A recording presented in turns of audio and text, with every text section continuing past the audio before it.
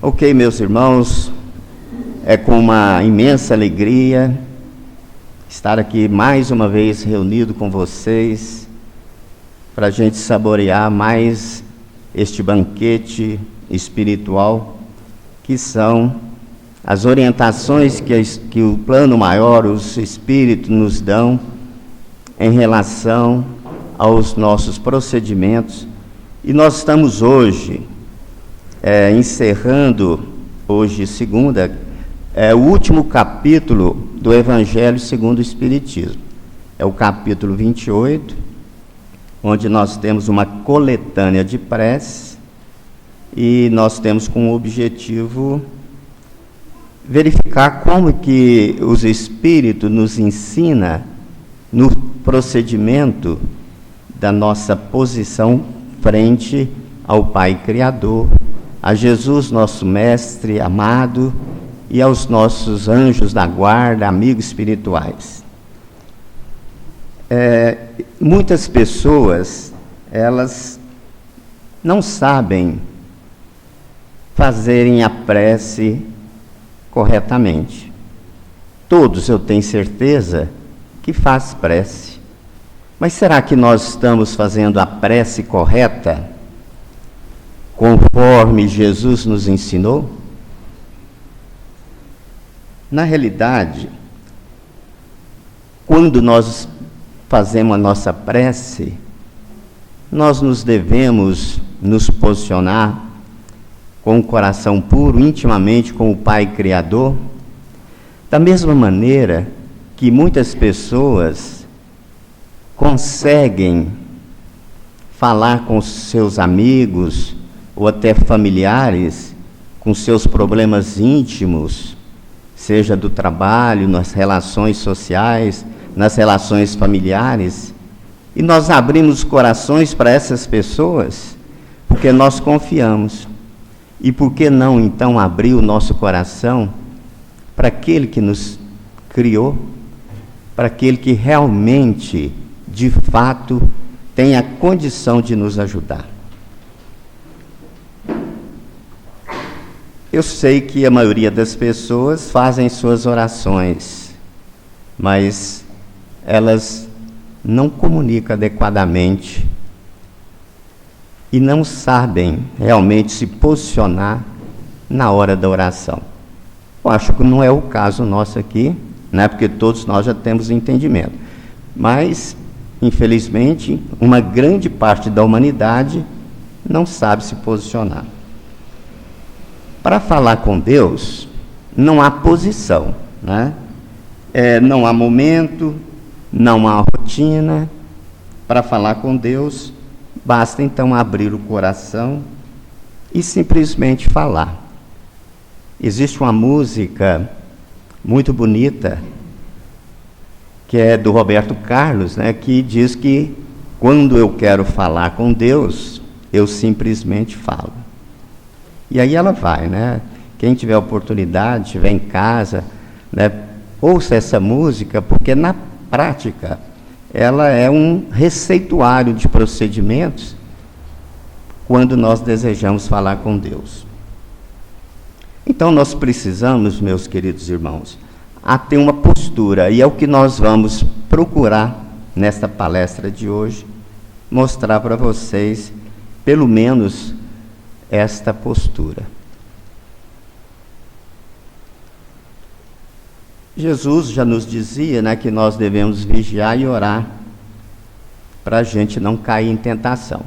Então a prece, ela tem um significado importantíssimo no nosso dia a dia. E eu sei que aqueles que já estão aqui acompanhando o nosso estudo já viram em palestras do capítulo 27, 26, as qualidades da prece. Mas para aqueles que estão aqui pela primeira vez, como eu sei que tem muitos aqui, inclusive algum amigo meu íntimo, que é o padre Elson, né, e a comadre, que vieram me prestigiar, eu agradeço. E nós precisamos, então, verificar algumas considerações sobre o que é a prece. Então, a primeira pergunta é essa: o que é uma prece? A prece é um ato de adoração a Deus. Depois tem a pergunta: como se deve orar? Não é preciso ficar de joelho, sentado ou de pé. A postura física é o que menos conta. Por que então devemos orar? Porque a prece é um lenitivo ou um calmante, né, para abrandar as nossas preocupações, os nossos sofrimentos. Onde nós devemos orar então? Em qualquer lugar. Jesus disse: entre no quarto, feche a porta e perdoe os inimigos. O que ele quis dizer com isso? Entrar no quarto físico? Não. Ele quis dizer que entrar no nosso quarto íntimo, que é o nosso coração. E quando nós devemos orar? Também não há uma prescrição sobre esse tema. Contudo, podemos orar pela manhã, à noite, durante o dia, a qualquer momento que nós sentirmos necessidade de nos ligarmos com o Pai, com Jesus ou com os nossos anjos das guardas. E para que nós oramos? Nós podemos orar para pedir, agradecer e louvar. São as três, formas da gente fazer nossas orações. Então, o que é importante numa prece? São os bons sentimentos e também os bons pensamentos. Não existem fórmulas. Eu sei que nós, às vezes, nos procedemos com uma herança anterior, de nossas posturas cristãs, seja de origem católica, protestante ou outra qualquer, onde existe um receituário, como a ladainha, o terço e outras, Mas, para a gente falar com Deus, não precisa de fórmula. Basta a gente abrir o coração e expressar esses bons sentimentos e os bons pensamentos. Boas preces são aquelas, então, ditas de coração e não apenas de lábios. Isso está no Evangelho segundo o Espiritismo, já dentro deste capítulo 28, na parte introdutória, que Allan Kardec nos esclarece sobre essas posturas.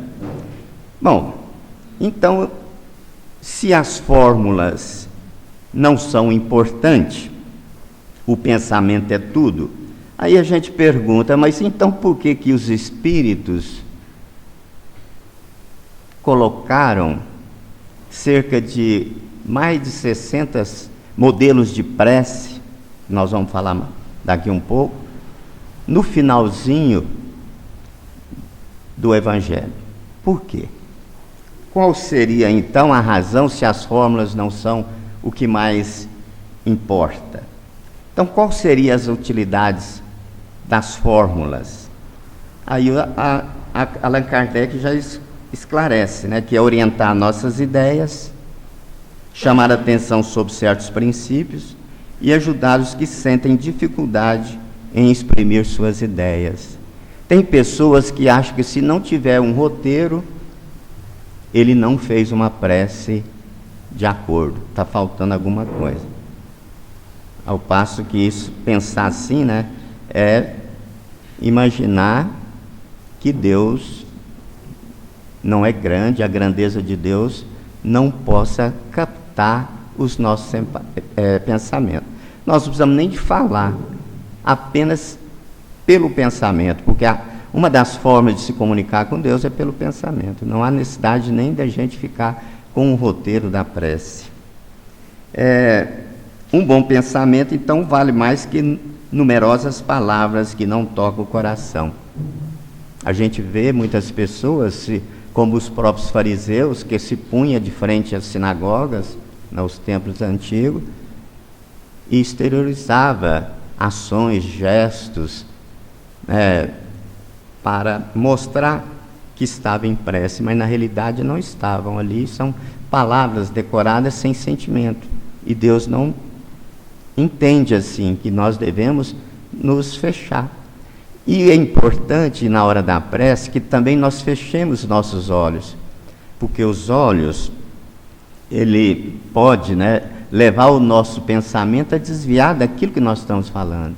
Então, quando nós falamos assim, fecha os olhos, vamos pensar em Deus, é exatamente isso, para que não nos descuidemos. Passa um amigo, passa um passarinho, passa um carro, tem um som, uma televisão, quer dizer, isso não tem sentido a gente fazer prece com esses ruídos externos. É preciso que nós estamos realmente concentrando naquilo que nós estamos fazendo. Assim Deus captará o nosso verdadeiro pensamento.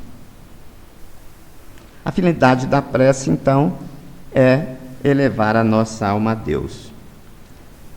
Agora, essa coletânea que nós vamos falar, ela foi ditada pelos Espíritos em várias ocasiões. E podem ter também ditado outras, não só na época que foi codificado, mas também a gente vê muitas preces que os Espíritos nos colocam nos livros psicografados pelos médiuns.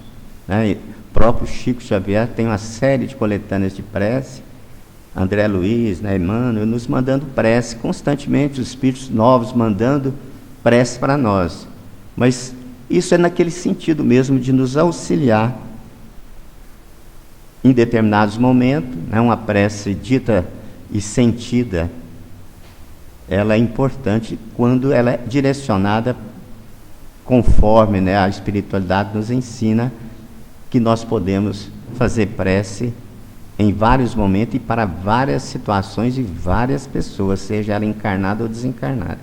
Então eles vêm nos acrescentar algumas preces, ou milhares de preces, mas isso, se a gente não tiver acesso a elas, não vamos ficar tristes, porque vale muito mais. Quem não conhece a prece do Zé, que bem simples, não vou falar isso aqui, porque já está virando rotina falar na prece do Zé, mas ela é um modelo, é um exemplo exatamente de que basta a gente ter sentimento. Falar, ô Jesus, eu estou aqui. Ô Jesus, me proteja. Simples. Não há necessidade de fraseologias, adjetivações e muitas preces repetidas. Então, vale muito mais um Pai Nosso com sentimento, interpretando cada uma das palavras, do que 10 Pai Nosso, 50 Ave Maria. Isso não tem sentido. Então, o que nós podemos dizer sobre as preces de outros cultos? O Espiritismo reconhece como boas as preces de todos os cultos, católicos, budista, evangélico, islâmico, judaico, qualquer culto, desde que as condições que Jesus nos coloca seja respeitada, desde que ditas do coração e não apenas com os lábios. Deus não se apega a determinada fórmula. Quem quer que condene as preces que não constem do seu formulário, demonstra desconhecer a grandeza de Deus. A gente vê muitas pessoas falar, a prece boa é aquela que a minha igreja, minha religião determina que eu faça. Isso é desconhecer a grandeza de Deus, que Deus está sabendo o que nós estamos querendo. E outros também colocam, mas se Deus sabe o que eu sinto, o que eu preciso, por que eu preciso de fazer prece? Eu já vi muitas pessoas falar isso. Ele lê o meu coração, ele sabe o que eu estou precisando, por que eu preciso de fazer a prece? Mas a prece, como disse inicialmente, é um ato de adoração a Deus, é um reconhecimento do Pai Criador para comigo. Então, a humildade, é a mesma coisa que eu coloco, que um filho chega a um pai, e o pai às vezes sabe o que ele precisa, mas ele com carinho, com petição, ele consegue. Por que nós não vamos conseguir com Deus, que é justo, misericordioso, e que tem nessa compreensão das nossas necessidades. Podemos sim pedir, podemos louvar, podemos agradecer. Agora, vamos saber pedir também, né? Então, a principal qualidade da prece é a clareza dela. Ela tem que ser bem clara, sair realmente do fundo do coração. Cada palavra deve ter o seu valor, tem que exprimir uma ideia, tocar a fibra da alma e levar a uma reflexão. De outro modo, né, não passa desses palavrões.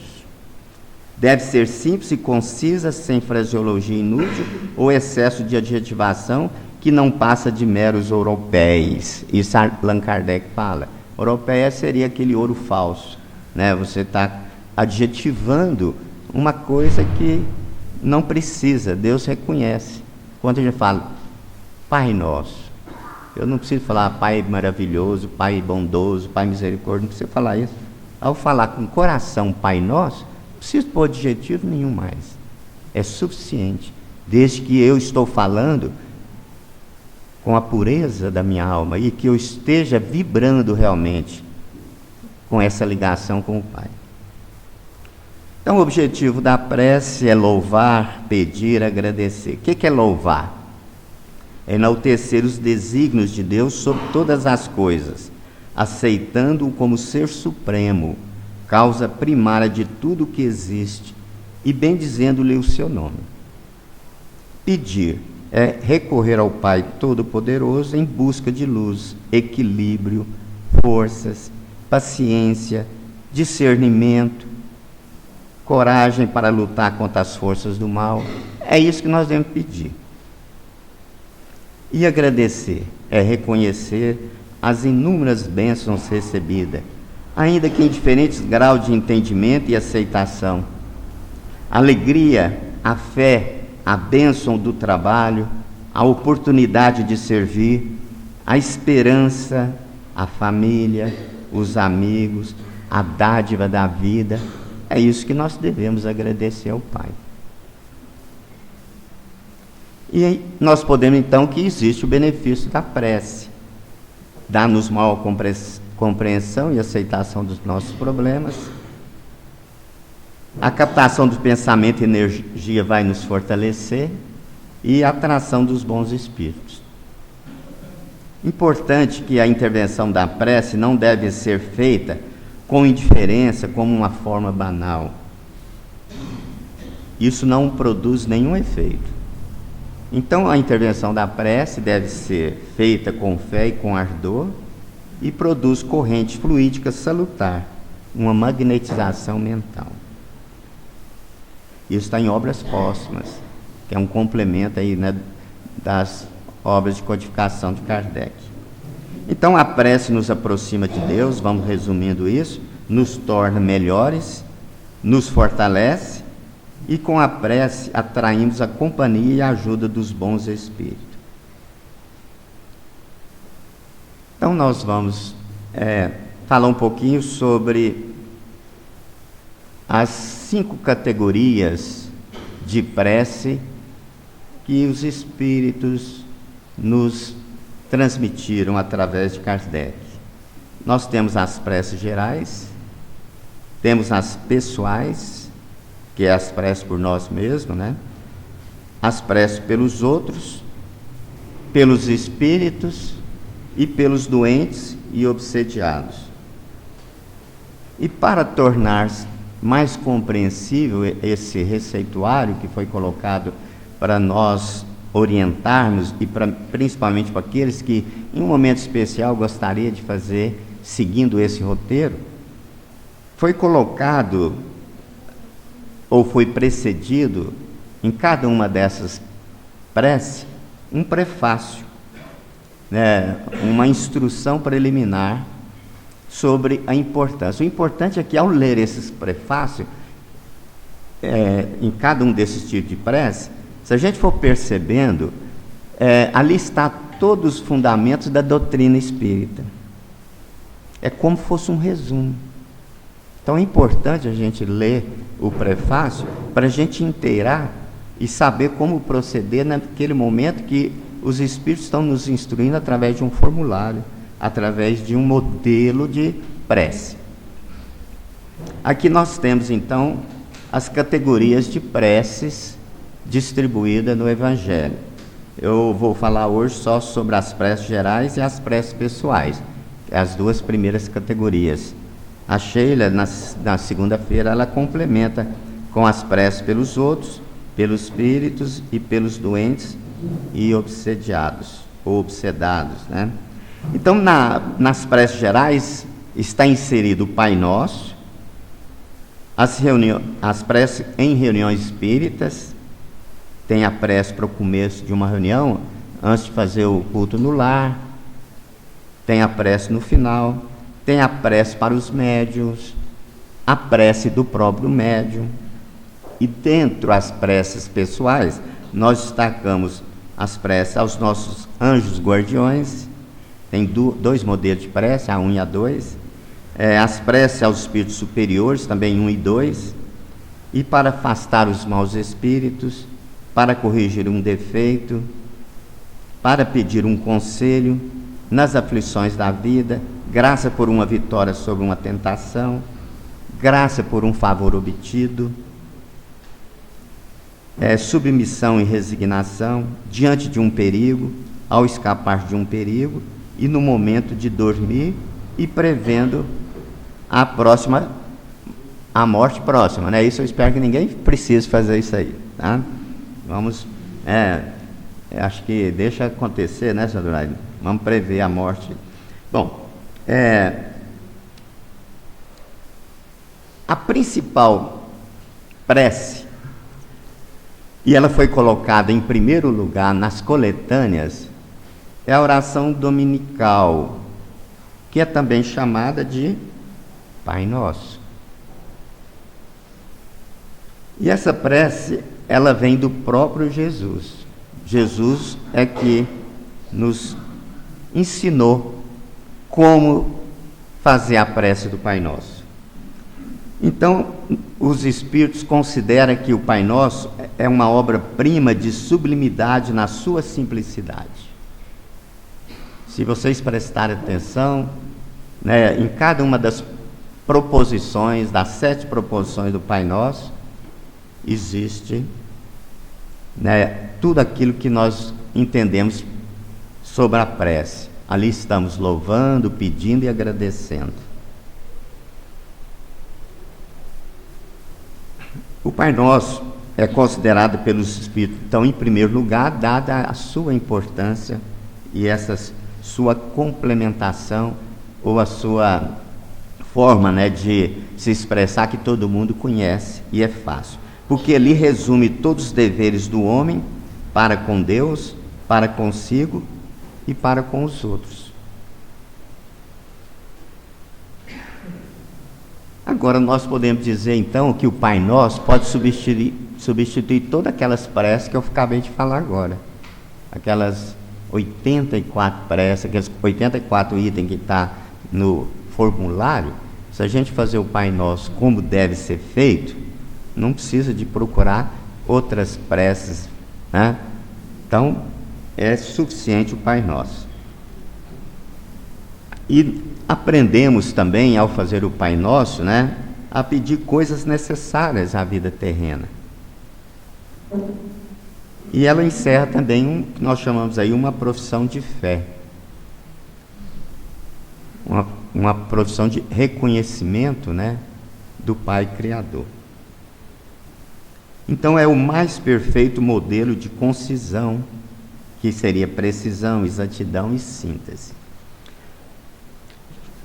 Antes de falar um pouquinho sobre o Pai Nosso, eu falei para vocês que a quantidade de prece não é importante, não é fundamental, e tem uma passagem importante no livro Gotas de Luz, onde, certa noite, Chico Xavier, prostrado, debilitado, deprimido, pelas acusações injustas a ele, principalmente da revista Cruzeiro, dos dos irmãos nascem em cima dessa pessoa de luz, né, que só fazia o bem, e também da pressão da igreja, através do bispo de Uberaba, o arcebispo de Uberaba.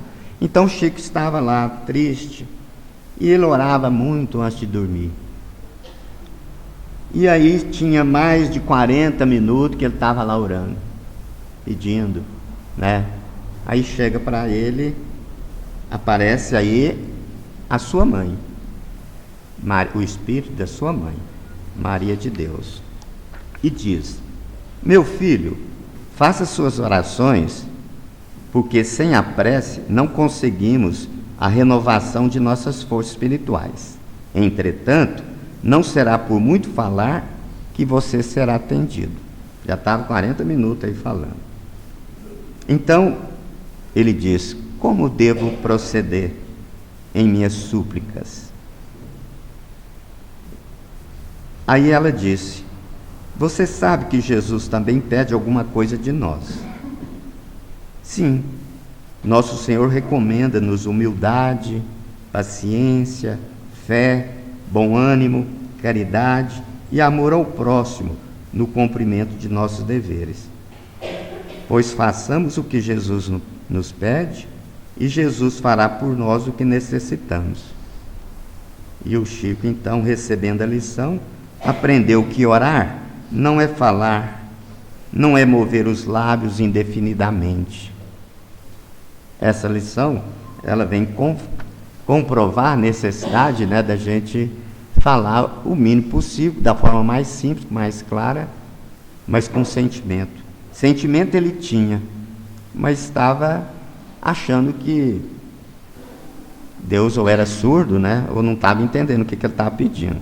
Vai falar 40 minutos, ficar rezando 40 minutos, não tem sentido, né?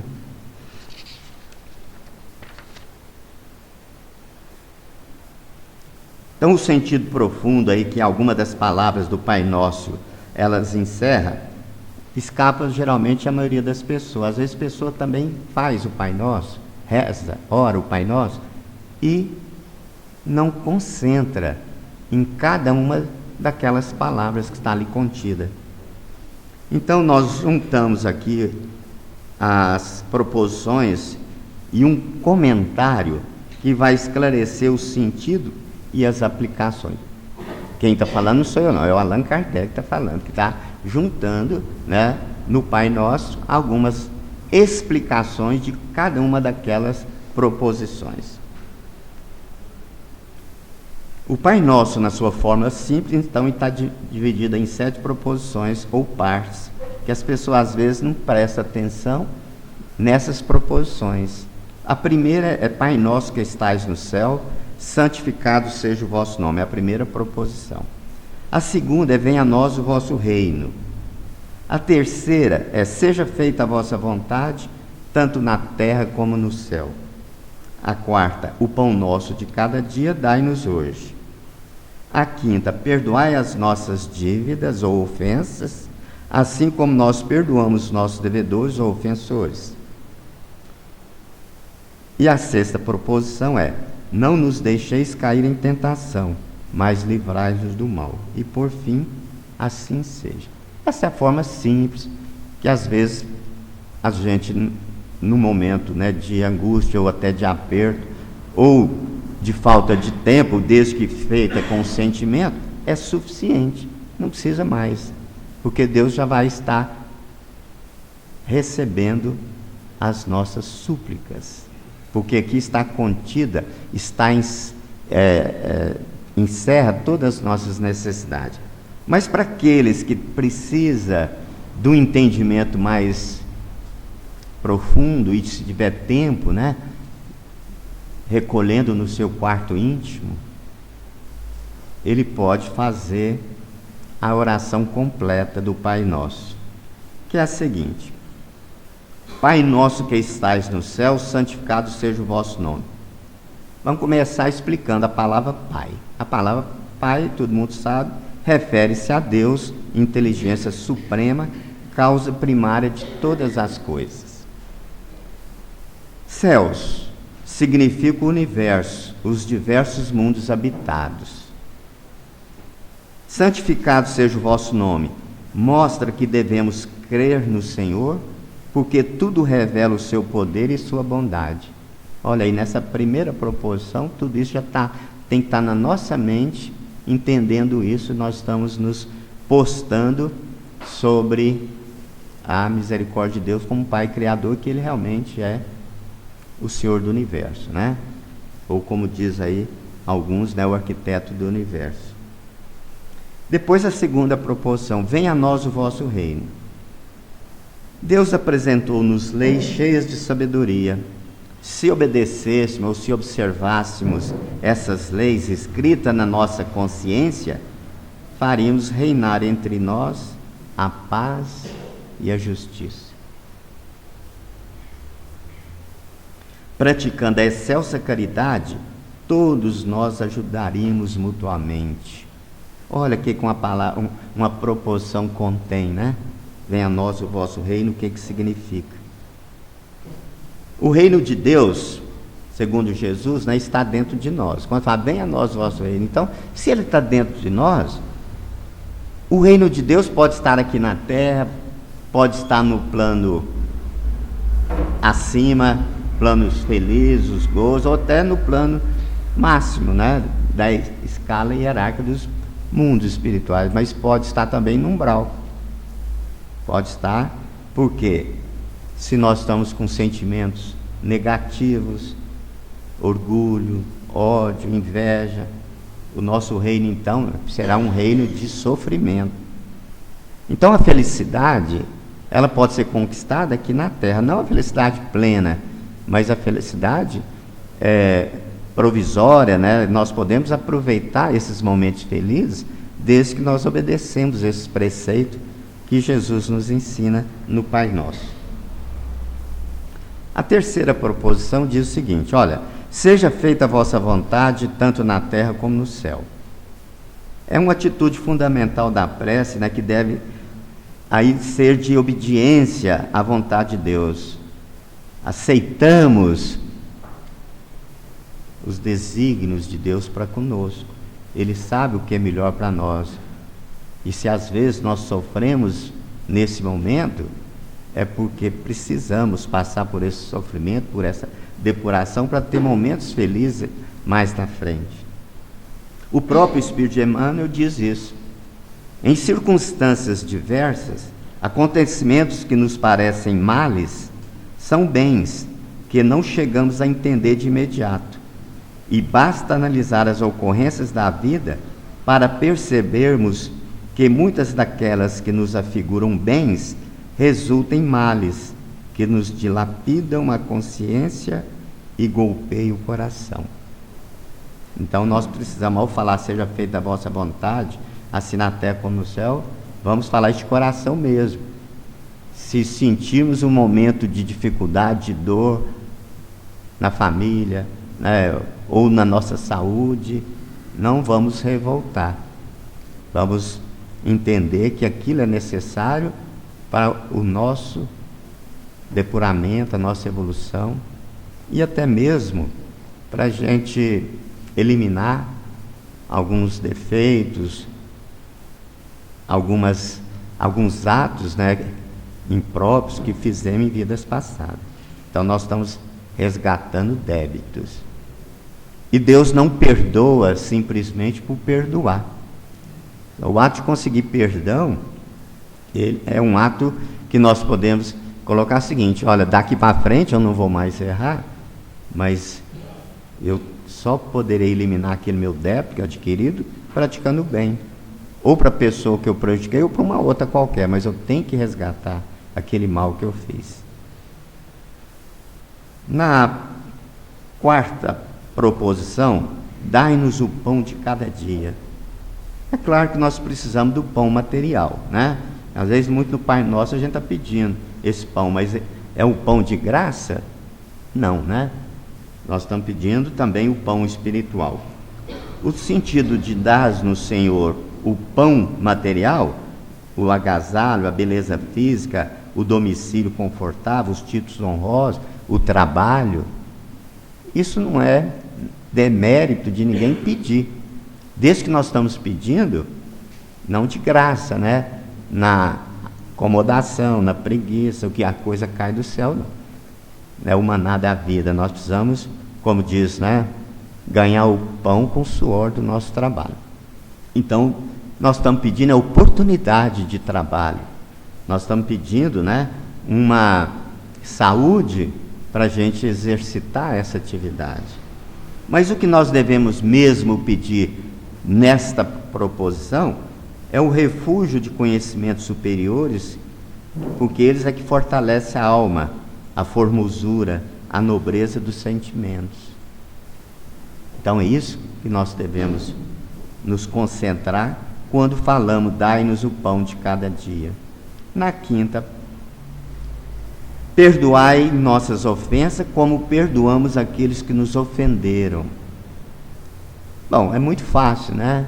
A gente pedir perdão a Deus se nós não estamos perdoando o nosso irmão ao nosso lado que nos prejudicou.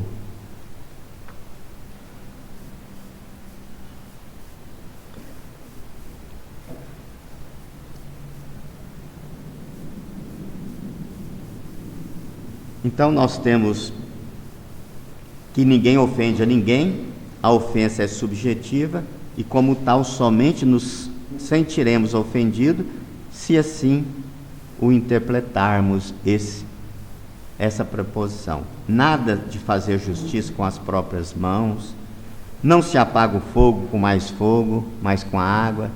Então, quando a gente está realmente pedindo perdão a Deus, vamos também perdoar aqueles que nos ofenderam, aqueles que nos prejudicaram.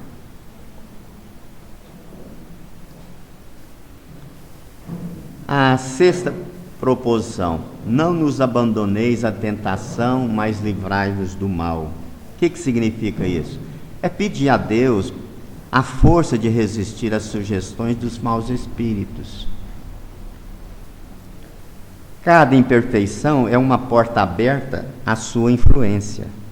Os seres perfeitos formam uma couraça contra eles. Resignemos então diante da dor, roguemos as forças para eliminar de nós mesmos as imperfeições, que é o móvel da atração dos espíritos menos infelizes, ou menos felizes, né?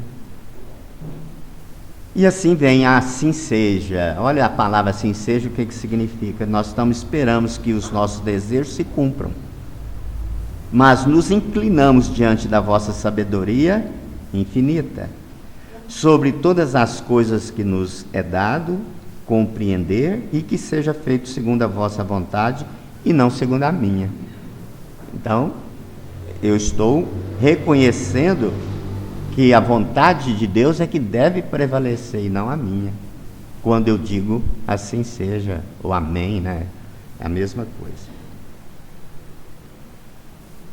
E Mahatma Gandhi diz que quanto mais puro for um coração, mais perto ele estará de Deus, não é? Eu tenho uma historinha para contar, que mostra, né, como que nós devemos proceder perante Deus nos momentos de aflições.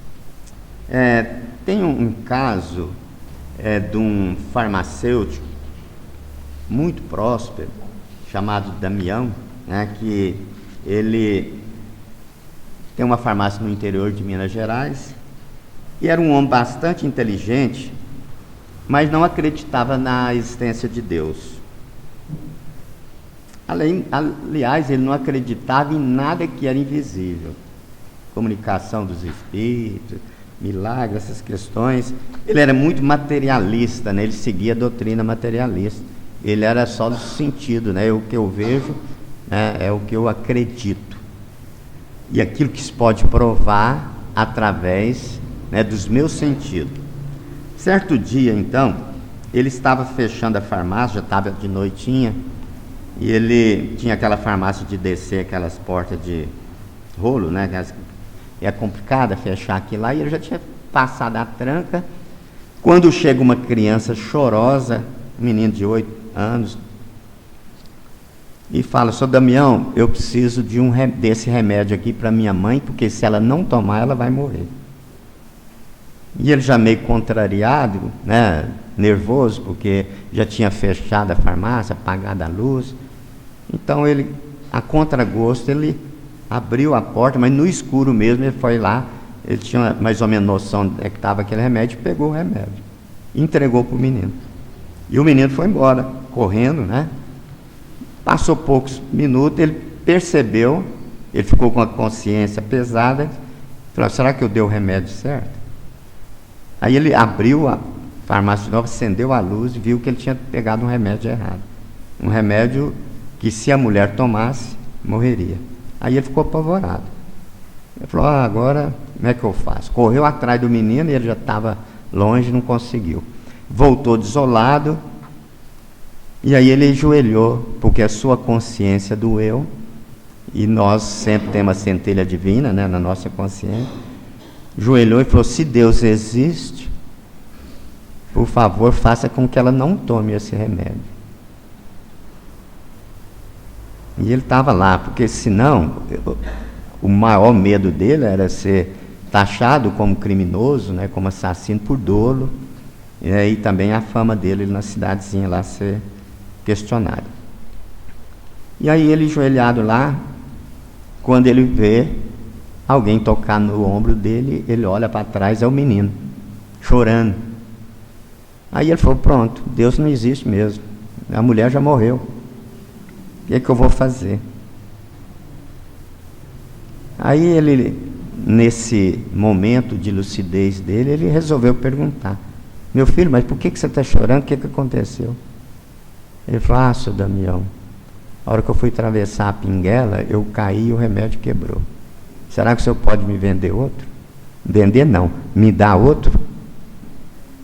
Quer dizer, Deus tem os seus recadinhos para todos que pedem, né, nos momentos certos, né? Então é preciso a gente confiar, porque o socorro vem. E às vezes a gente não percebe que o socorro vem não da forma que nós queríamos, mas da forma que nós precisávamos. Tem uma outra história, acho que todo mundo conhece também, do náufrago, né? Que estava em alto mar e o navio afundou e só ele que escapou. E ele ficou em cima de uma prancha lá do navio 2 dias e ancorou numa ilha. E lá ficou, né? Lá tinha coco, banana, tinha lá. E ele também começou com aquela madeira do navio que chegava nas praias, começou a construir uma cabana para proteger, porque lá tinha tempestade constante, né? Para fazer a sua casinha. E num dado momento, ele resolveu à noite, já tinha passado lá mais de 1 ano nessa ilha, resolveu uma noite pescar. Pegar aqueles produtos do mar, né, que só daria à noite. E quando veio uma tempestade muito brava, veio um raio e queimou a cabana dele. E a hora que ele chegou, ele ficou revoltado. Meu Deus, eu sempre fui grato ao Senhor, fiz as minhas orações, agora o Senhor me tira o meu único abrigo. E ficou desolado, ficou triste. Aí, de tanto chorar, adormeceu na areia. Aí, de manhã, ele acordou com um barco aproximando dele e fala: nós viemos te resgatar. Ele falou: mas como? Como é que vocês souberam que eu estava aqui? Estava à noite? Não, nós vimos a choupana pegando fogo e aí nós viemos aqui e te encontramos. Quer dizer, os sinais de Deus são esses. Está aí constantemente passando informações para nós e às vezes a gente não percebe esses sinais. Eu não vou falar sobre as partes de cada oração, porque são muito longas, né? E na nossa palestra aí vai ficar muito difícil, mas eu gostaria, né, que quem assim precisar, olhe as preces no início da reunião, a prece no final da reunião, Aqueles que são médios, né, podem recorrer à orientação da prece do médium para o médium, e aquelas pessoais que nós falamos aqui. Então, é necessário, né, que nós possamos recorrer a essas preces como modelo, mas não como obrigação, como um ritual. Serve apenas para, em alguns momentos especiais, a gente possa concatenar melhor as nossas ideias. Por exemplo, nós sabemos que nós todos temos um anjo da guarda. Todos nós temos bom espírito. No prefácio da prece para os guardiões, Kardec disse o seguinte: olha, todos nós temos um bom espírito ligado a nós, desde o nascimento, que nos tomou sob sua proteção e cumpre junto a nós a missão de um pai junto ao filho, a de nos conduzir ao caminho do bem e do progresso através das provas da vida. A prece aos anjos guardiões e aos espíritos protetores devem ter por fim solicitar a sua intervenção junto a Deus, pedir-lhe a força de que necessitamos para resistirmos às más sugestões e a sua assistência para enfrentarmos a necessidade da vida. Também a prece para afastar os maus espíritos, que a gente pode fazer diretamente a Deus e não precisa recorrer ao anjo guardião. Temos também um prefácio muito bonito, né, que é na hora de dormir, que eu acho importante fazer a leitura desse prefácio, né? Como tem muitas, eu não vou fazer todo, nosso tempo não seria suficiente para isso. Mas no prefácio, na hora de dormir, o sono é um repouso do corpo, mas o espírito não necessita desse repouso. Enquanto os sentidos se entorpecem, a alma se liberta parcialmente da matéria, gozando das suas faculdades espirituais. O sono foi dado ao homem para a reparação de suas forças orgânicas e de suas forças morais. E enquanto o corpo recupera as energias gastas no estado de vigília, o espírito vai se reintemperar entre outros espíritos. É então que ele tira de tudo o que vê, de tudo o que percebe e dos conselhos que lhes dão, as ideias que lhe ocorrem depois em forma de intuições. Então é importante, né, a gente ver, porque nesses prefácios está aí a explicação, né, dos fundamentos da doutrina, que eu falei para vocês, em todas elas.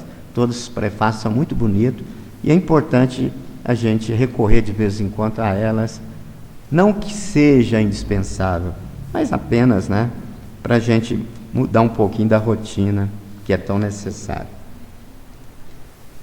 Eu agradeço então a atenção e a gente espera encontrar em novas oportunidades. A palavra está com o senhor, Sr. Durante.